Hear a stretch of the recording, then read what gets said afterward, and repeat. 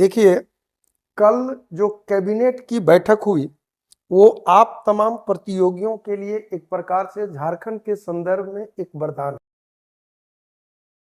हालांकि 5 साल में 5 बार जेपीएससी कंडक्ट होना चाहिए, लेकिन ये जेपीएससी का उम्मीद करें कि बहुत ही जल्द फॉर्म भराना शुरू होगा और इसमें 7 वर्ष का एज रिलैक्सेशन है, मतलब प्रतियोगियों की तादाद ज्यादा हो।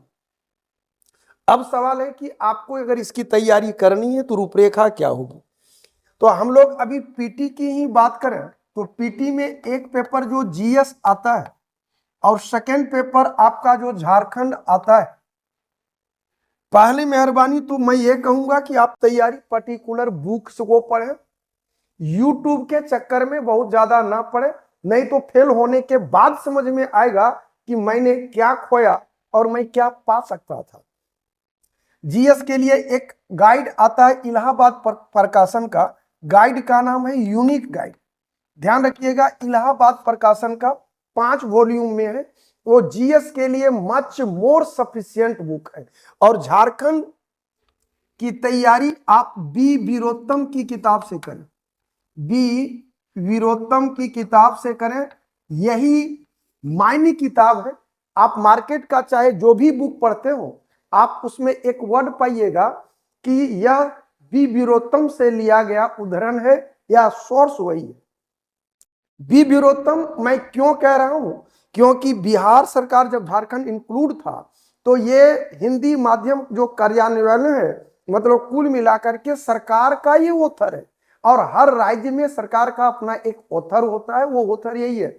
इसलिए कोई भी बुक आप पढ़िए, देखिएगा रेफरेंस में उसका नाम आएगा, मतलब उस किताब में कही गई जो भी बात है वो अक्षरांश सही है, वो सरकार की ओर से वैलिड है। इसको टुकड़े टुकड़े में पढ़ें और अगर धनबाद और इसके आसपास के इलाके के हो तो आप दिल्ली कोचिंग सेंटर आ जाए, सादर आमंत्रित है। कभी भी ऑनलाइन और ऑफलाइन को एक कसौटी में नहीं कसा जा सकता। अभी बहुतों को समझ में ये बात नहीं आएगी, मे भी आप लोग उल्टा कमेंट भी करें तो कोई फर्क नहीं पड़ेगा, लेकिन सच्चाई यही है कि जो अंतर घर के खाने का और होटल के खाने का होता है वही अंतर ऑफलाइन और ऑनलाइन में। ये आपको प्रेशर देता है। आप कहीं पढ़ने जाते हो तो एक फील होता है कि हम पढ़ने जा रहे हैं, दबाव होता है, बॉडी लैंग्वेज, आई कांटेक्ट, तरह तरह की भाषाओं का प्रयोग करके पढ़ाया जाता है। और ऑनलाइन में आपको जरा सा भी कुछ दिक्कत हो रहा हो, यहां तक कि खुजली हाथ में हो रहा हो, तो आप रोकते हैं। आप क्या करते हो, पहले आप उसको लिखते हो, फिर उसको आप पढ़ते हो, लास्ट में समझते हो। लेकिन इसमें समझने का काम पहले होता है। ये कमीशन है यारा, ये कमीशन है। आप ध्यान रख लें कि आपको कंसेप्ट के साथ पढ़ना है। अगर आप एनसीईआरटी की बुक का सहारा लेते हैं तो ध्यान रखिएगा, क्लास 6-5 से पढ़ करके समय बर्बाद नहीं कीजिएगा। संभवतः मैं पहला एडुकेटर रहा हूंगा जो ये बात कह रहा हूं। हालांकि मेरा भी यूट्यूब चैनल है, टाइगर जीएस धनबाद, 2 महीना पहले ही बनाए हैं, आप पढ़ के देख लीजिएगा। बहुत कम मटेरियल देते हैं लेकिन टू दी पॉइंट होता है। तो लेकिन बुक पढ़ने का सलाह हर एक वीडियो में मैं देता हूं कि बुक निश्चित पढ़ें, बुक निश्चित पढ़ें, वही आपको अमृत देगा, वही आपको सफलता देगा। अगर आप एनसीईआरटी का सहारा लेते हैं तो आप 10 to 12 के ही बुक का सहारा, आपको 6ठा 7वां 8वां 9वां की जरूरत नहीं है।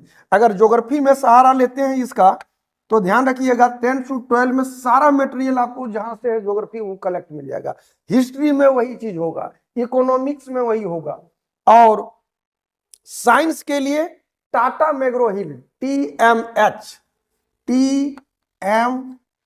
का सहारा लें, निश्चित रूप से आपको सफलता मिलेगी। पीटी गाजर मूली का खेल है। मैं पुनः कह रहा हूं कि अगर आप नजदीक हैं तो निश्चित रूप से आप धनबाद कोचिंग में आ जाएं, दिल्ली कोचिंग सेंटर में धनबाद में।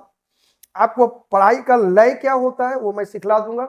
और दूसरी चीज, अगर आप ऑनलाइन के चक्कर में हैं तो बुक कभी मत छोड़िएगा, नहीं तो ऑनलाइन में आप लाइन में लग के रह जाइएगा। मैं किसी के मनोबल को तोड़ने के उद्देश्य से ये बात कह नहीं रहा हूं, ये सच्चाई है, ये मैं बता रहा हूं। आगे आपकी मर्जी। जय हिंद, जय भारत।